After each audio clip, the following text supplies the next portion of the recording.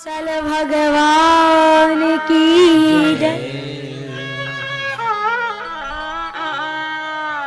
कहते हैं कि ब्राह्मण भगवान के मुख के द्वार हैं। अगर भगवान के प्रति मन लगाता है ना तो भगवान वहां रुक नहीं सकते, कहीं भी हो तुरंत दौड़े हुए भक्त के पास में आएंगे। ये बात निश्चित है। अब देखिए, ब्रह्मा जी भी रक्षा नहीं कर सके, भगवान शंकर रक्षा नहीं कर सके, नारायण भगवान रक्षा नहीं कर सके। किसने रक्षा की? भक्त अम्बरीश ने।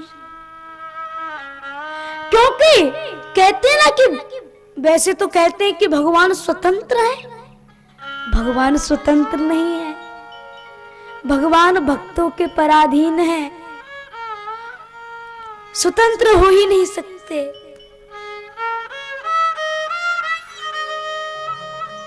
एक बार क्या हुआ कि देखिए, मनु महाराज है ना, ब्रह्मा जी के पुत्र, उनको क्या हुआ कि छींक आ गई। छींक आई ना तो उनकी नासिका से एक इच्छाकु नामक पुत्र उत्पन्न हुआ। तभी से इस वंश का नाम पड़ गया इच्छाकु वंश। और इच्छाकु जी महाराज के 100 पुत्र उत्पन्न हुए, जिनमें सबसे ज्येष्ठ श्री भिक्षु जी महाराज थे। एक बार इनके गुरु ने कुछ पशुओं का मांस लाने को कहा। इन्होंने बहुत से पशुओं का शिकार किया, किंतु भूख लगने पर स्वयं एक खरगोश का आहार किया और शेष जो बचा वो गुरु को ला करके समर्पित कर दिया। जब गुरु को मालूम हुआ, राजा से कहा, तो राजा ने भिक्षु को अपने देश से निकाल दिया।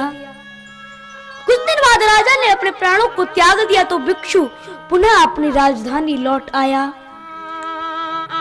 और देवताओं का साथ देकर दैत्यों का संहार करने लगा।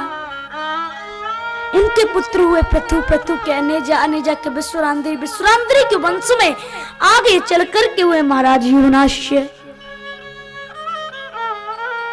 और देखिए, युवनाश्य महाराज के कोई संतान नहीं थी। पुत्र का अमिष्ट यज्ञ किया तो यज्ञदेव अग्निदेव उस यज्ञ कुंड से अभिमंत्रित जल लेकर के प्रकट हुए।